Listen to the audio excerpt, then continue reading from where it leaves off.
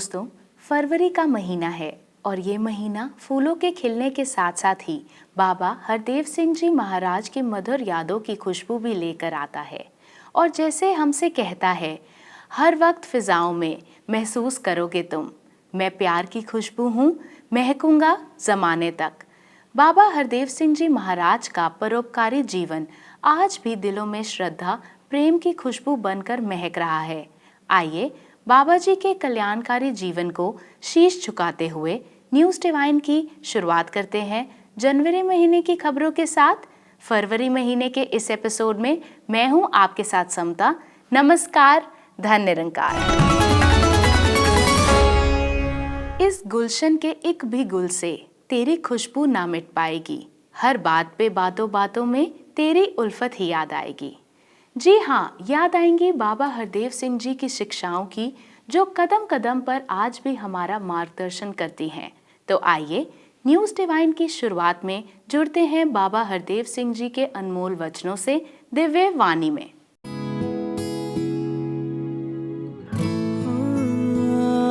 दिव्य वाणी।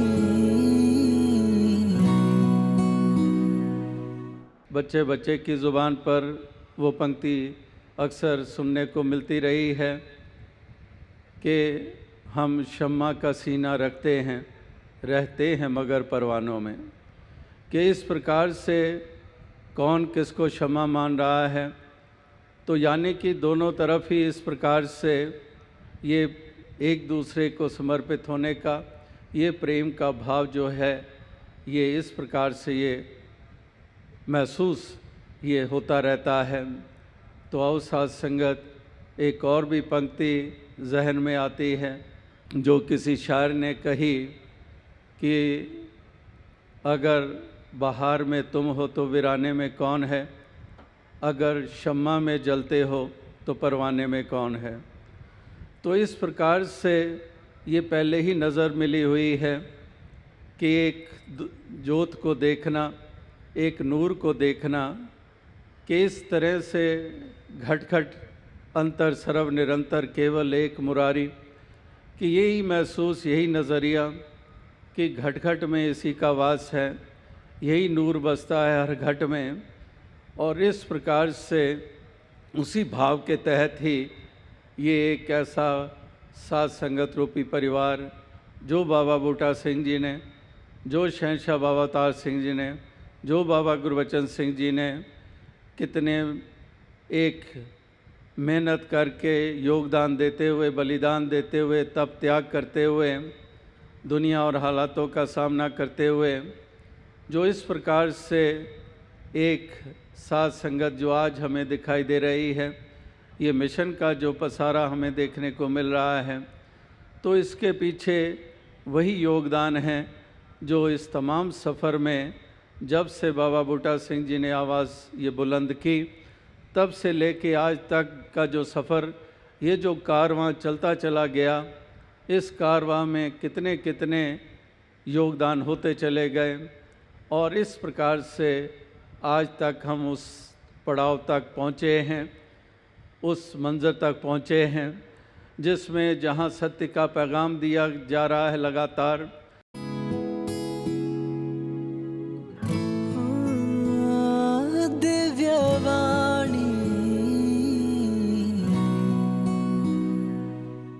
संतों ने बदलना है ये नक्शा कुल संसार का, नफरत की खाई पर पुल है बनाना प्यार का। बाबा हरदेव सिंह जी महाराज ने इन पंक्तियों के द्वारा न केवल मानवता को दूसरों का भला करने की प्रेरणा दी, बल्कि खुद भी जी कर दिखलाया। और इसी का जीवन उदाहरण हमें सद्गुरु माता सुदीक्षा जी महाराज की छत्रछाया में भी देखने को मिला। पिछला वर्ष वैश्विक उथल पुथल का दौर होने के बावजूद सद्गुरु ने अनेक माध्यमों से हमें निरंकार प्रभु के साथ जोड़े रखा। और फिर आया वर्ष 2021, ये साल जहां नई उम्मीद और नई उमंग लेकर आया, तो वहीं सद्गुरु से अनमोल सौगात भी मिली, महाराष्ट्र के 54th प्रांतीय संत समागम के रूप में। आइए देखते हैं महाराष्ट्र समागम की तैयारियों की झलक इस रिपोर्ट से। वर्ष 2020 से समय के बदलाव के मद्देनजर सद्गुरु माता जी की कृपा से सत्संग और समागमों का स्वरूप भी बदल गया और वर्चुअल माध्यम से हमें ये रूहानी खुराक प्राप्त होती रही। एक ओर जहां जूम ऐप पर श्रद्धालु मिलकर ज्ञान चर्चा करते रहे, तो वहीं प्रत्येक रविवार को सत्संग कार्यक्रम के रूप में वीडियो प्रोग्राम भी सोशल प्लेटफॉर्म पर साझा होता रहा। और इसी प्रकार मानव एकता दिवस समागम, मुक्ति पर्व समागम, समर्पण दिवस समागम और भक्ति पर्व समागम का लाभ भी वर्चुअल माध्यम से प्राप्त हुआ। इसी लड़ी में प्रत्येक वर्ष आयोजित होने वाला वार्षिक निरंकारी संत समागम का आनंद भी श्रद्धालुओं ने उठाया। जनवरी का महीना आते ही सद्गुरु माता जी की अनमोल सौगात के रूप में महाराष्ट्र के 54वें प्रांतीय निरंकारी संत समागम की तिथियों की उद्घोषणा हुई। अगर हम बात महाराष्ट्र समागम की करें तो इस समागम का इतिहास भी बहुत पुराना है, जिसकी शुरुआत 1 जनवरी वर्ष 1968 में युग पुरुष बाबा गुरबचन सिंह जी महाराज और ममतामयी राजमाता जी की छत्र छाया में मुंबई से हुई। तत्पश्चात समय बदलने के साथ साथ स्थान भी बदलते रहे और ये समागम शिवाजी पार्क, परेल, प्रभा देवी तथा चेंबूर के सुभाष नगर ग्राउंड, बांद्रा, सोमैया ग्राउंड चूनाभट्टी, गोरेगांव घाटकोपर, नवी मुंबई और खारघर मैदानों में आयोजित होता रहा। सद्गुरु माता सुदीक्षा जी महाराज की कृपा से पिछले वर्ष 2020 से पहली बार महाराष्ट्र समागम का स्थान बदला और मुंबई से ये समागम नासिक शहर में जा पहुंचा। इस बार ये समागम 26, 27 और 28 फरवरी को वर्चुअल रूप में होना निश्चित हुआ। सरकार द्वारा निर्धारित सभी नियमों का पालन करते हुए 54वें महाराष्ट्र समागम की तैयारियां शुरू हुईं। सेवा दल अपनी ड्यूटी पर जगह जगह तैनात हो गया और समागम कमेटी की ओर से सारी व्यवस्थाएं सुचारू रूप से चलने लगीं। मैं संजना न्यूज़ रिवाइंड की टीम के साथ मुंबई के चेंबूर भवन में उपस्थित है। यहाँ सेवाओं की तैयारियां हम देख रहे हैं। सच्चे पातशाह जी ने 54वां महाराष्ट्र का नंकर से संत समागम इन वर्चुअल मोड बख्शा और फिर हमें यही ध्यान आ रहा था कि शायद इस बार साथ संगत को भी और सेवल के महात्माओं की भी सेवा से वंचित रहना पड़ेगा। लेकिन जैसे ही भवन की सारी सेवाओं की शुरुआत हुई तो पूरे मुंबई जोन के सारे क्षेत्रों से, 7 क्षेत्रों से ही सेवल के महात्मा बढ़ चढ़ कर यहाँ पर आए। बहनें भी इसमें कहीं भी पीछे नहीं रही। ऐसे ही ध्यान आ रहा है कि सच्चे पातशाह जी ने जिस रूप में भी हमें समागम बख्शा, उस रूप को सारे ही संतों महात्माओं ने खुशी खुशी सच्चे पातशाह जी का ये दान स्वीकार करते हुए अपना उत्साह को, अपने जोश को और अपने सारे ही इंस्पिरेशन को कायम रखते हुए हर तरह से सारी सेवा यहाँ पर महात्माओं ने पूरी की। जहाँ पर हम देख रहे हैं कि इस महामारी के चलते, पैंडेमिक के चलते यहाँ पर ज़्यादा प्रिकॉशन ली जा रही है, और किस तरह से आप बताएंगे कि क्या क्या व्यवस्थाएं हैं? जैसे समागम में मैदानों में हम जो काम करते हैं इसी तरह के भवनों में काम किया गया है और इसी तरीके सबको एक वैसी कर किया है कि जो काम करने का तरीका है वो सबका पहले वाला नहीं है। आज कोरोना के हिसाब से सारे लोग महापुरुष अपना ध्यान करते हैं और सारी व्यवस्था बनाई गई है। तो इसीलिए जो बाकी जो दिल्ली से भी महापुरुष अभी आ गए हैं वो सारे मिल के सब अपना अपना एक काम कर रहे हैं। यहाँ पर महाराष्ट्र में 53 सालों से होते आ रहे हैं, लेकिन 54वां समागम है ये विशेष इसलिए है क्योंकि वर्चुअल रूप में हो रहा है और ये सारे महापुरुष जो है इसका आनंद उठा रहे हैं और बड़े खुश हैं इस बात को देख करके कि हम अपने घर में बैठे बैठे, सबका घर एक समागम सा ग्राउंड बन गया है, समागम घर बन गया है, इसका लोग आनंद ले रहे हैं। सर्वप्रथम न्यूज़ डिवाइन का आभार करता है जो इतने सुंदर जगह जगह जाकर ये सारा क्लोजअप सीन ले रहे हैं, अपने कैमरे में कैद कर रहे हैं।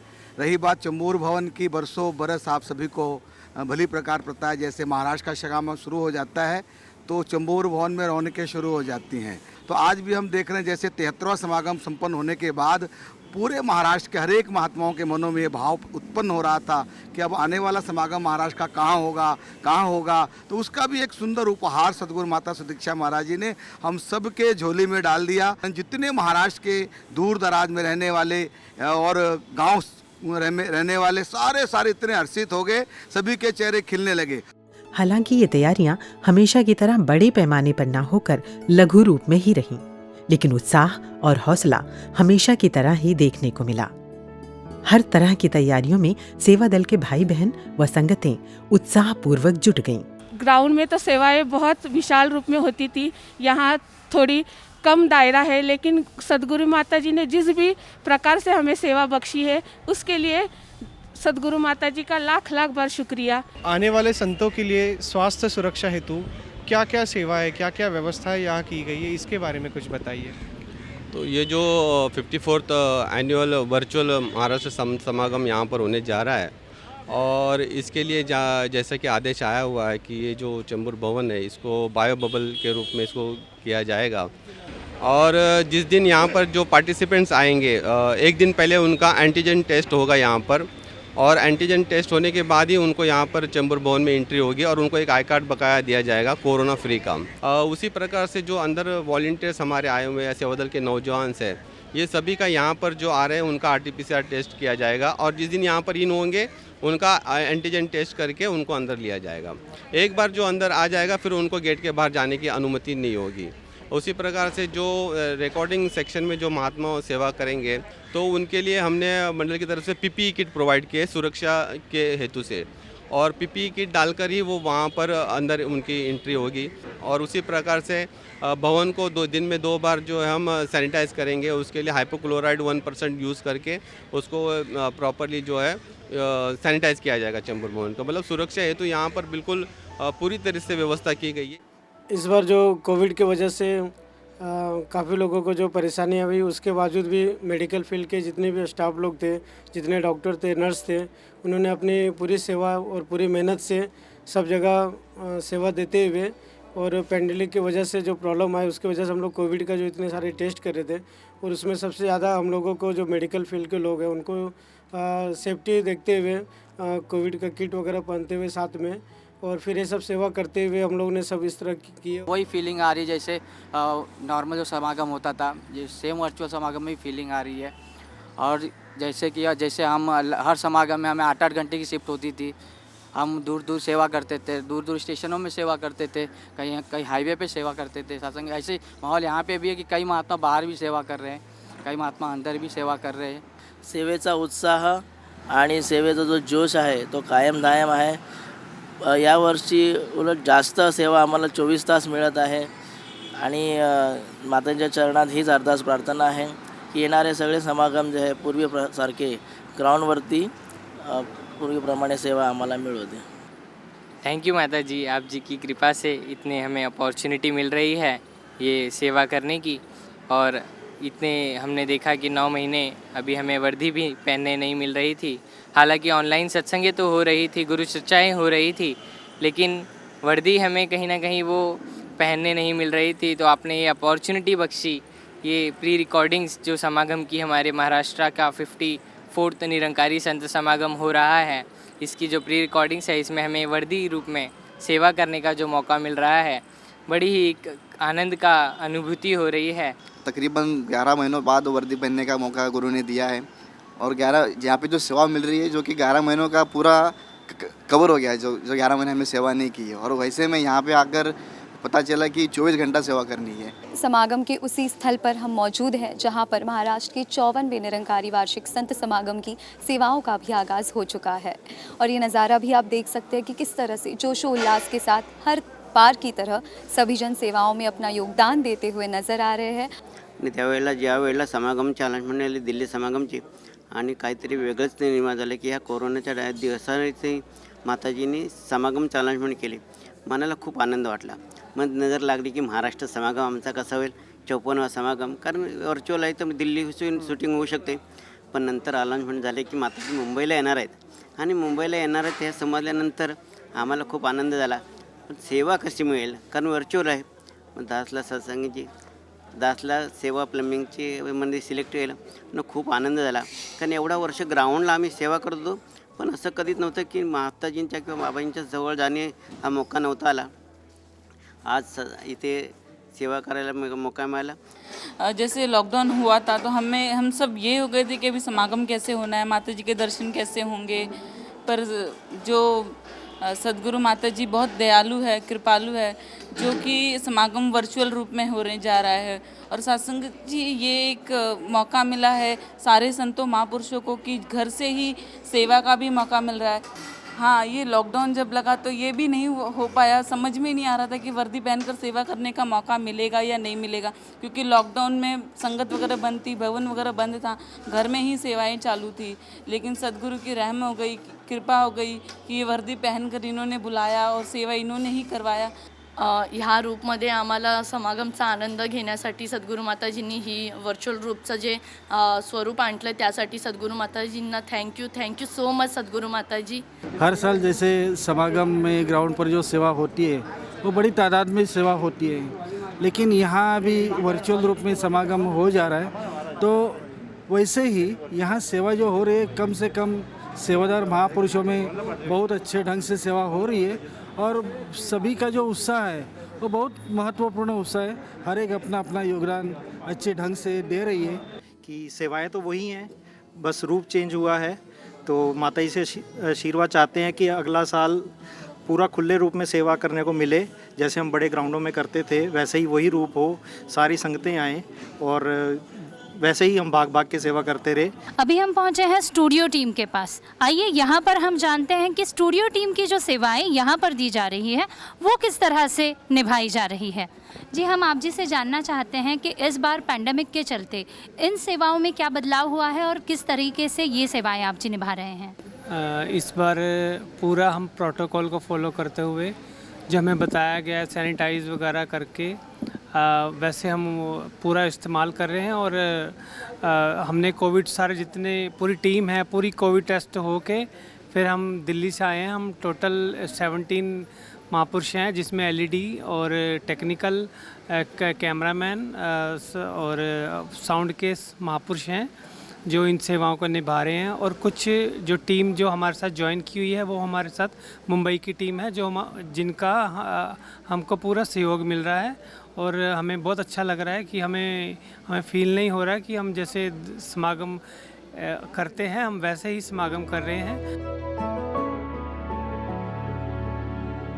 जब सद्गुरु माता सुदीक्षा जी महाराज का आगमन मुंबई के चैम्बूर सत्संग भवन पर हुआ तो स्थानीय श्रद्धालुओं ने हर्षोल्लास से पारंपरिक ढंग से स्वागत किया। सद्गुरु माता जी ने सभी को अपने दिव्य दर्शनों से निहाल किया। एक लंबे अंतराल के बाद अपने सद्गुरु के दर्शन और कृपा दृष्टि पाकर भक्तजनों के हर्ष की सीमा ना रही।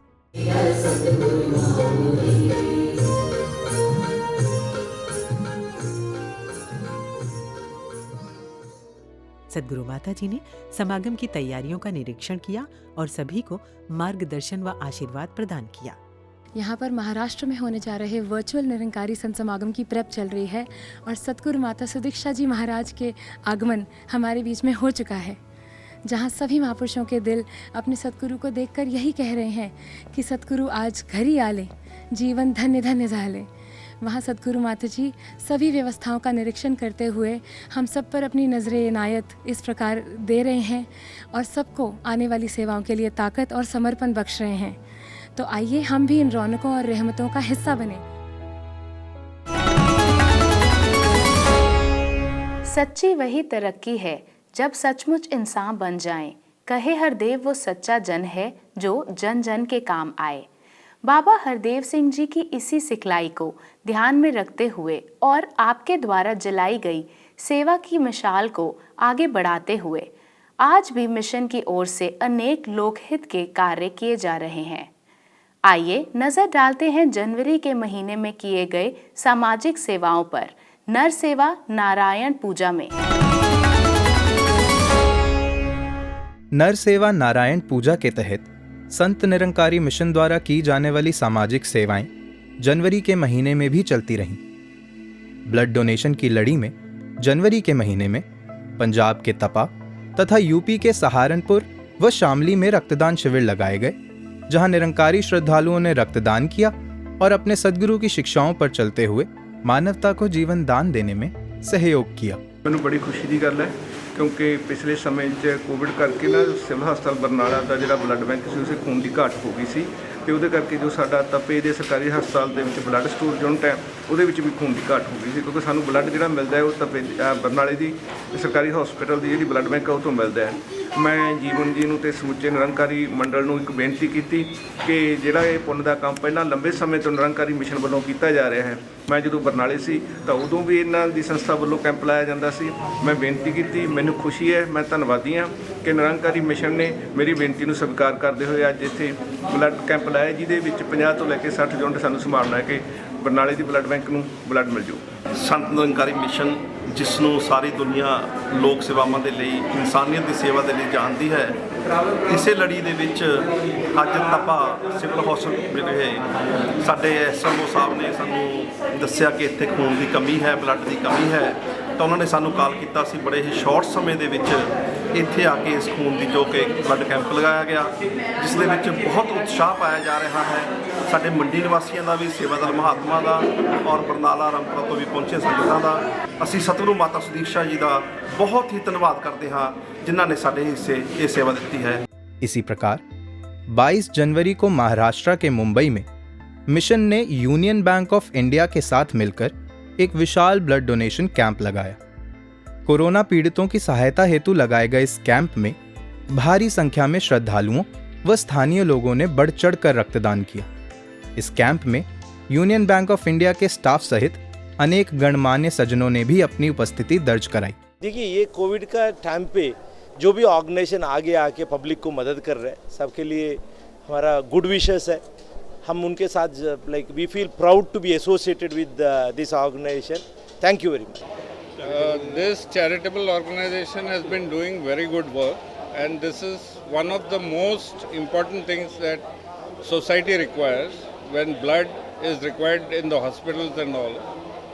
So this is a very good initiative that this charitable trust has taken, apart from all the other charitable endeavors that they are doing. We wish the Nirankari organization all the best and continue doing all these good things for society. मेरा मानना ये है कि blood donation एक ऐसा कार्य है जो सिर्फ मनुष्य ही कर सकता है, और मनुष्य सिर्फ मनुष्य के लिए कर सकता है, बाकी ये आर्टिफिशियली प्रोड्यूस नहीं किया जा सकता। इसलिए ये मानवता के प्रति सच्ची श्रद्धा और सच्ची लगन से ही किया जा सकता है। जो लोग ब्लड डोनेशन कर रहे हैं वो वास्तव में मानवता के सच्चे पुजारी हैं। निरंकारी चैरिटेबल ऑर्गेनाइजेशन के बारे में जितना कहें उतना ही कम है। ये संस्था केवल इसमें ही नहीं बल्कि समाज के कई कार्यों में बहुत आगे बढ़ चढ़ कर भाग लेती है। मैं इससे बहुत लंबे समय से जुड़ा रहा हूँ और मुझे लगता है कि मानव कल्याण के उत्थान के लिए वास्तव में ये संस्था काम करती है। एक सद्गुरु माता जी के आशीर्वाद से जो एक श्रद्धा, एक भक्ति भाव और आदेश अनुसार निष्काम भाव से ये जो सेवा करने वाली जो संस्था है संत निरंकारी चैरिटेबल फाउंडेशन, और इनके साथ जो है चाहे बैंक है चाहे जो है सामाजिक संस्थाएं है, ये भी जो है मिलजुल करके ऐसे जो है सामाजिक कार्य आज करना चाह रही है। और निरंकारी मिशन का आज सभी को पता चला है कि ये सामाजिक सेवाएं सभी जगह पर ब्रांचेस है, सभी जगह पर इनके जो है बड़े बड़े जो है कार्य होते हैं। और इसकी जानकारी होने के कारण आज हर कोई चाहे बैंक है चाहे सामाजिक संस्था है हमारे साथ मिलजुल करके एक जो है रक्तदान शिविर का कार्यक्रम जो है आयोजन करें। यहाँ पर ब्लड के साथ साथ बॉडी के अन्य ऑर्गन्स भी डोनेट करने के लिए लोगों को प्रोत्साहित किया गया। यूनियन बैंक ऑफ इंडिया और यूनियन बैंक स्थानीय लोकाधिकार समिति और संत निरंकार मिशन की ओर से ये आयोजित किया गया है।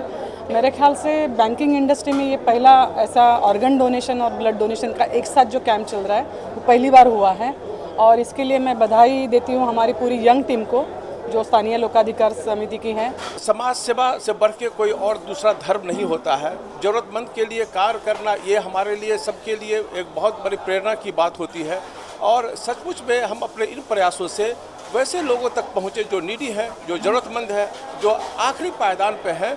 तो इससे बड़ी सेवा मानव सेवा से बढ़ के कोई दूसरा धर्म नहीं है। और मैं बहुत आभारी हूँ निरंकारी चैरिटेबल ट्रस्ट का, जिन्होंने इस कार्यक्रम में इतना बढ़ चढ़ कर हिस्सा लिया और इस तरह से बेहतरीन रूप से इसे आयोजित किया है। जी हाँ, ब्लड डोनेशन से एक कदम आगे बढ़ते हुए अपने ऑर्गन डोनेशन की बात है, जिसके बारे में लोगों को जागरूक करना, सेंसिटाइज करना और उनको प्रेरित करना, मोटिवेट करना कि किस तरह से हमारे शरीर के अंग हमारे इस धरती पर जाने के बाद भी दूसरों के लिए उपयोगी हो सकते हैं।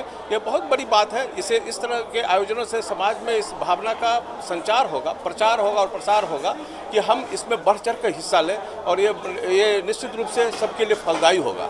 यूनियन बैंक के पुढाकार से और विशेष तौर से स्थानिक लोक अधिकारी समिति की ओर से भव्य रक्तदान शिविर आयोजित किया गया है और इसमें जसलोक की मदद तो है ही है, साथ ही साथ में संत निरंकार मिशन ने भी इसमें बढ़ चढ़ कर सहभाग लिया। इस अवसर पर यूनियन बैंक स्थानीय लोकाधिकार समिति की ओर से संत निरंकारी मिशन को रक्तदान व नेत्रदान आदि लोकहितार्थ कार्यों के लिए सम्मान पत्र भेंट किया गया।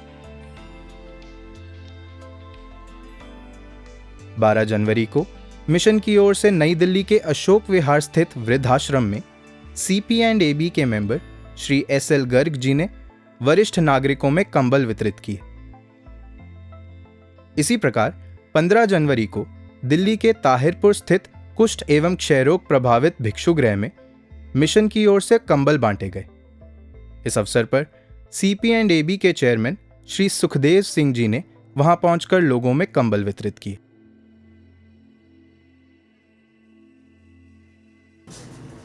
संत निरंकारी मिशन से हमारे यहाँ पदाधिकारीगण आए हुए सब संवासियों से मेरा तहे दिल से निवेदन है कि उनका जोरदार तालियों के साथ स्वागत किया जाए।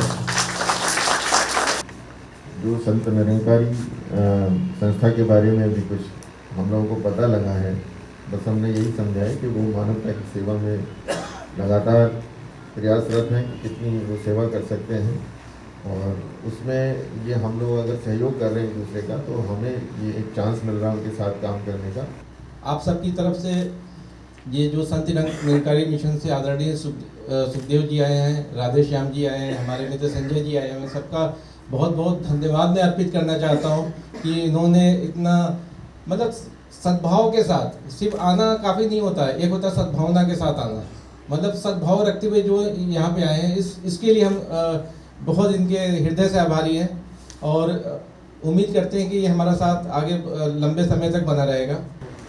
जितने भी यहाँ उपस्थित भाई और बहन हैं, मैं हम सबका तहे दिल से अभिनंदन करता हूँ। मैं ज़्यादा कुछ न कहता हुआ आज मैं आपके पास सतगुरु माता जी का आशीर्वाद लेकर आया हूँ। उन्होंने आशीर्वाद भेजा है आपके सारे कष्ट दूर हों।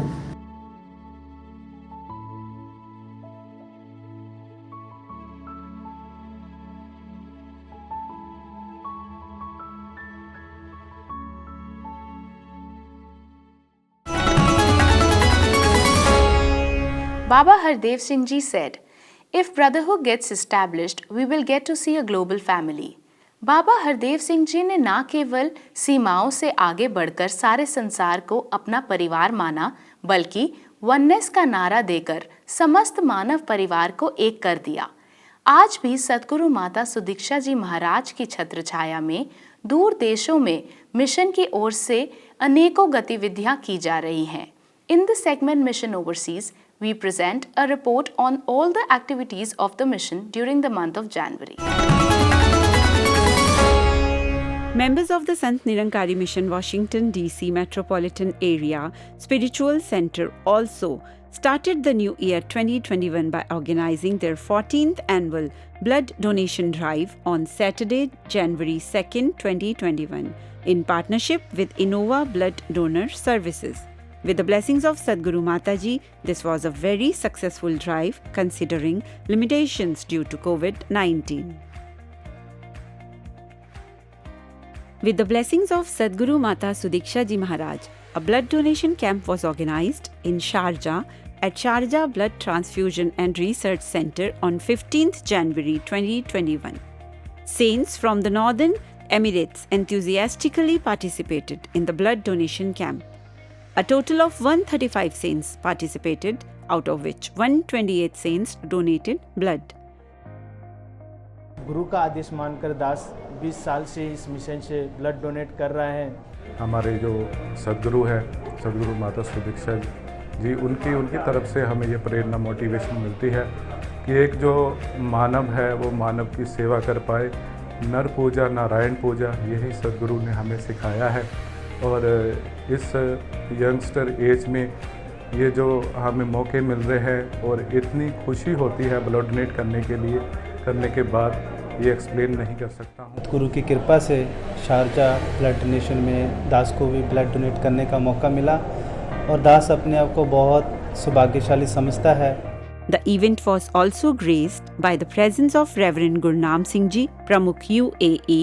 Reverend Gurnam Ji blessed all the donors and also exchanged greetings with the organizers and doctors of Sharjah Blood Transfusion Center.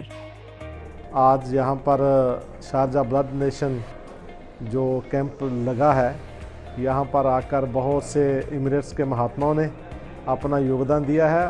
तो ऐसा ही सतगुरु माता दीक्षा जी के रहमो कर्म से आज जो होने जा रहा है, इन्हीं की सब कृपा है, ताकि हर एक जगह में ऑल ओवर विश्व के अंदर जो ब्लड डोनेशन कैंप लगते हैं उसी का हम पार्ट हैं, यूआई के सारे सेंट्स।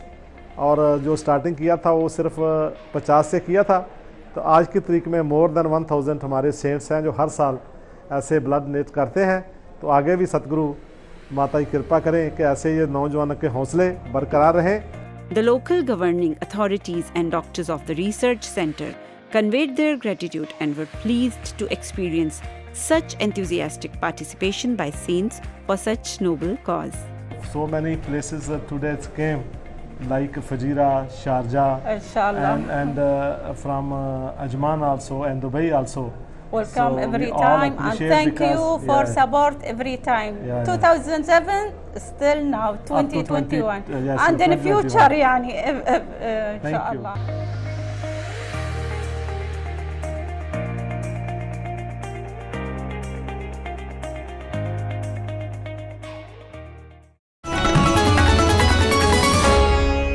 एक उम्र भी कम है मोहब्बत के लिए, लोग वक्त कहाँ से निकाल लेते हैं नफरत के लिए। बाबा हरदेव सिंह जी के द्वारा बार बार कही गई ये पंक्तियाँ हमें ध्यान दिलाती हैं कि जिंदगी सिर्फ प्रेम से जीने के लिए है। आपकी मानव कल्याणकारी जिंदगी स्वयं में एक मिसाल थी, मोहब्बत की, भाईचारे की, दया, करुणा और परोपकार की। आइए बाबा जी के इसी दिव्य जीवन से रूबरू होते हैं एक खास मुलाकात में।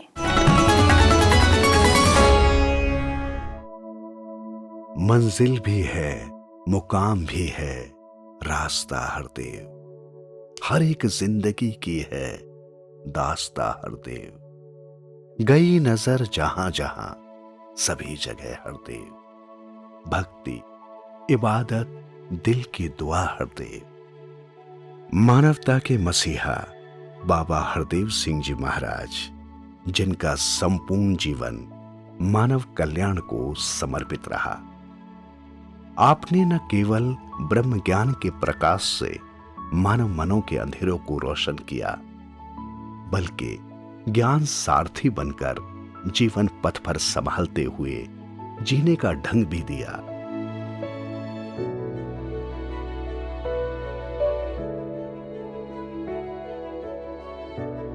आपके दिल में प्यार और परोपकार का सागर उमड़ता रहा। सभी के भले की भावना, सभी का कल्याण, चाहे समाज के प्रतिष्ठित गणमान्य सज्जन हो या सामान्य जन, आपकी मेहरे नजर का हर कोई समान रूप से पात्र बनता रहा।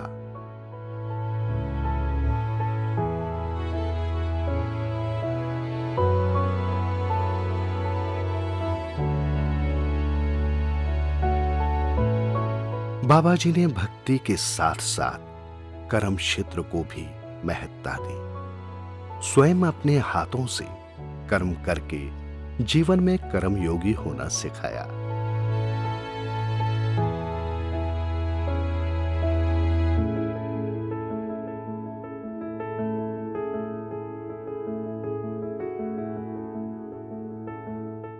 आप मानव कल्याण के पथ पर बिना थके बिना रुके चलते गए और मानवता का कल्याण करते रहे।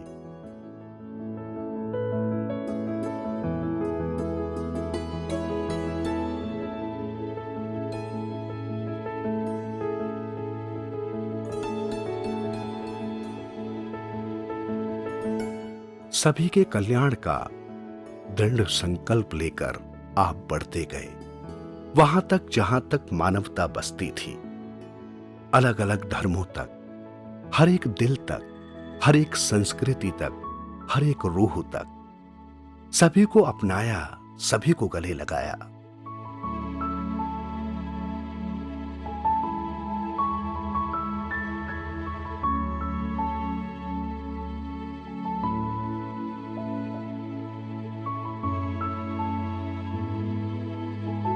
दया की सिंधु, करुणा निधान बाबा हरदेव जी के विशाल हृदय में हर किसी की पीड़ा समाती रही। हर दुख दर्द, रोग शोक पर आपका पावन स्पर्श मरहम बन जाता।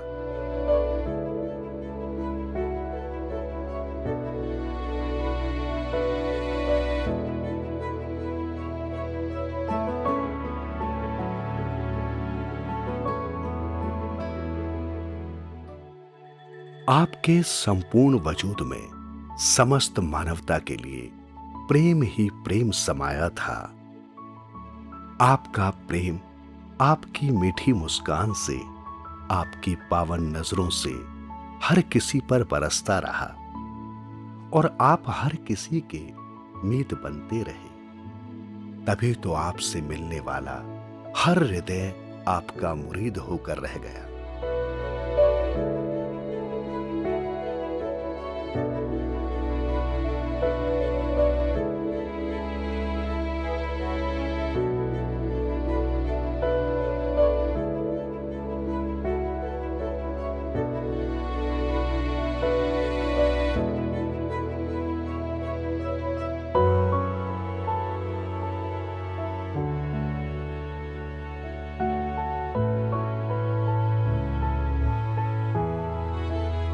सतगुरु का स्थान सबसे ऊंचा स्थान, फिर भी आपने हर दुनियावी रिश्ते की कद्र की, हर नाते को भरपूर निभाया।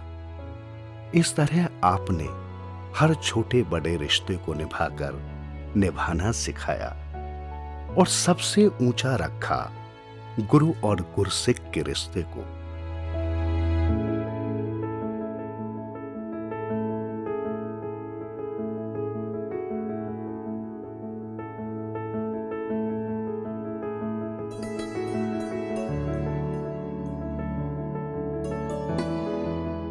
खुशियों के दाता बाबा हरदेव जी ने ब्रह्म ज्ञान के द्वारा जिंदगी के सफर को मंजिल से तो मिलाया, साथ ही साथ इस सफर को किस तरह से खुशियों से भरपूर होकर जिया जाए ये ढंग भी बताया। स्वयं सद्गुरु होकर भी आप गुरु सिखों की खुशियों में शामिल होकर जीते रहे।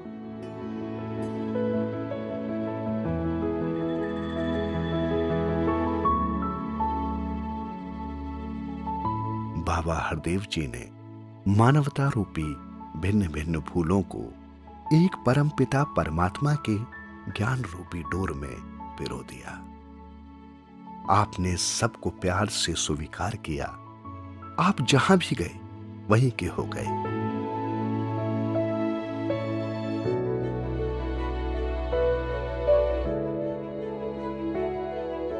जब जब भी बाबा जी के पावन कदम कुदरत की हसीन वादियों में पड़े तो दिशाएं मुस्कुरा उठी।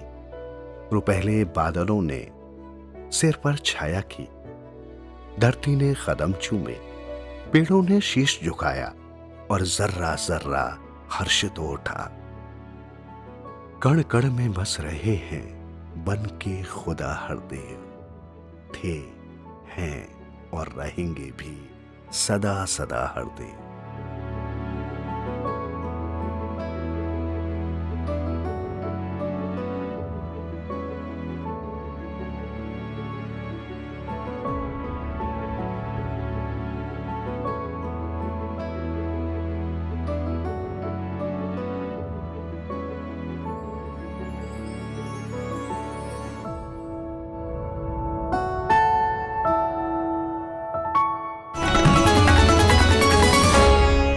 सद्गुरु का जीवन हमेशा से मानवता के लिए प्रेरणा स्रोत रहा है और आज समय के सद्गुरु माता सुदीक्षा जी महाराज भी हमें इसी प्यार और परोपकार से जोड़ रहे हैं।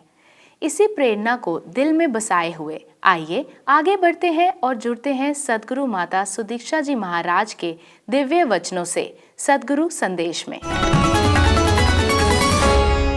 बाबा जी ने हमारे लिए जहाँ अपना पल पल कुर्बान कर दिया, वो चाहे अपने आराम की थी कि कभी बचपन से दासी भी देख रही थी कि कभी भी रेस्ट का उनको उस तरह समय नहीं मिल पाता था, क्योंकि कभी एक अगर सत्संग से आए हैं, जैसे ही वापस भवन पहुंचते थे तो पता लगता था अभी काफ़ी श्रद्धालु कहीं ना कहीं दूर से चल के आए हैं और वो भी मिलना चाह रहे हैं, तो फिर उनको भी बाबा जी उसी तरह समय देते, प्यार देते।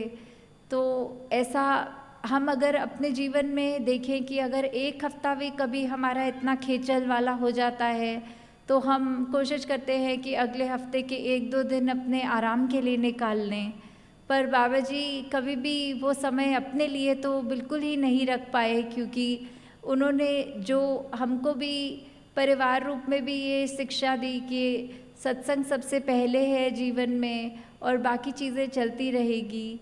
सबसे इम्पॉर्टेंट चीज़ जो उन्होंने हमको जोड़ा था वो इस ब्रह्म ज्ञान से जोड़ा था कि हम चाहे किसी भी कास्ट, क्रीड, कम्युनिटी, किसी भी माइंडसेट के हैं, किसी भी बैकग्राउंड के हैं, कोई भी जेंडर है हमारा, तो भी हमें एक जो जीवन काल में जो सबसे बड़ी उपलब्धि है वो मटेरियल वर्ल्ड में रहते हुए उससे उभरना है, कि जहाँ ये नहीं है कि कट ऑफ करके अपने सारे ऐश और आराम को फिर भक्ति करनी है, पर हमें अपना जिससे मुख उजला करते हुए, सब अपने घर गृहस्थी में रहते हुए, सारी रिस्पॉन्सिबिलिटीज़ निभाते हुए, फिर भी आगे से आगे औरों का मार्ग प्रदर्शन करना है कि वो भी अपने जीवन काल में अगर जो श्वास निकल गए उन पे तो कोई किसी का कंट्रोल नहीं है, पर जितना भी लाइफ स्पैन आगे का बाकी है, जितने श्वास बाकी हैं, उन श्वासों को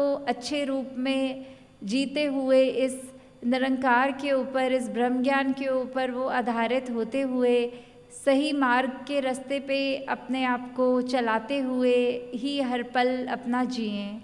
और उसके ही साथ साथ जहाँ बाबा जी ने हमको सबसे बड़ी जो दात दी है कि ब्रह्म ज्ञान के बाद की जो हमारी ज़िंदगी है वो उसमें हर पल अगर हम स्विमिरन कर सकें, सेवा कर सकें और ज़्यादा से ज़्यादा सत्संग कर सकें, तो कभी भी हमारा उस तरह से जो कहते हैं कि हम डिविएट नहीं करेंगे अपने पाथ से, कि हमारा जो दिमाग में और मन में जो पल पल में एहसास रहेगा इस निरंकार का, वो हमें कभी भी उस मार्ग में नहीं ले जाने देगा कि हम कुछ भी एटलीस्ट नोइंगली कोई गलती करें, किसी का दिल दुखाएं।